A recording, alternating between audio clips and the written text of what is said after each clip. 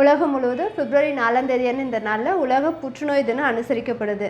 புற்றுநோய் குறித்த விழிப்புணர்வு வரவும், நோய் தடுப்பு முறை மற்றும் அதுக்கான சிகிச்சை முறையை பரப்புறது இந்த நாளோட நோக்கமாக இருக்குது. ஒரு காலத்தில் கேன்சர்னாவே அது சரி பண்ணவே முடியாது, சீக்கிரம் இறந்துருவாங்களோன்ற பயம் நிறைய பேருக்குள்ள இருந்தது. ஆனால் இப்போ அந்த மாதிரி கிடையாது. இப்போ அதுக்கான நல்ல நல்ல மெடிசன்ஸ் நிறையவே வந்தாச்சு.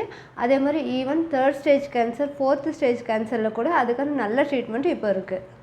என்ன இருந்தாலும் கேன்சர் வராமல் தடுக்கிறது தான் நமக்கு ரொம்ப பெஸ்ட்டாக இருக்கும். ஆரோக்கியமான வாழ்க்கை முறையை நம்ம ஃபாலோ பண்ணுறது மூலமாக கேன்சர் வரதுக்கான ரிஸ்க்கை நம்ம நிச்சயம் ரொம்பவே குறைக்க முடியும்.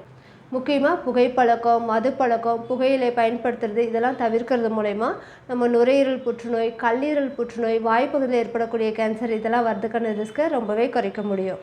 அதே மாதிரி சத்தான ஆரோக்கியமான உணவுகளை எடுத்துக்கிறது கேன்சர் வராமல் பாதுகாக்க நமக்கு ரொம்பவே ஹெல்ப் பண்ணும். முக்கியமாக நார்ச்சத்துள்ள காய்கறிகள், பழங்கள், பயிர் வகைகள் இந்த மாதிரிலாம் எடுத்துக்கிறது மூலமாகவும் நமக்கு பெருங்குடல், மலக்குடல் பகுதியில் கேன்சர் வராமல் பாதுகாக்க நமக்கு ரொம்ப ஹெல்ப் பண்ணும்.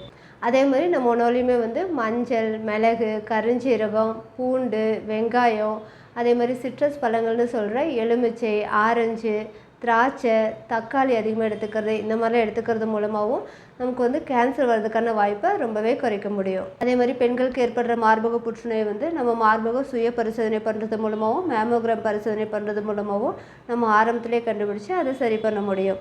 அதே மாதிரி கர்ப்பப்பை வாய் புற்றுநோய் நம்ம அதுக்கான தடுப்பூசி போடுறது மூலமாக நம்ம அது வராமல் நம்ம தடுக்க முடியும்.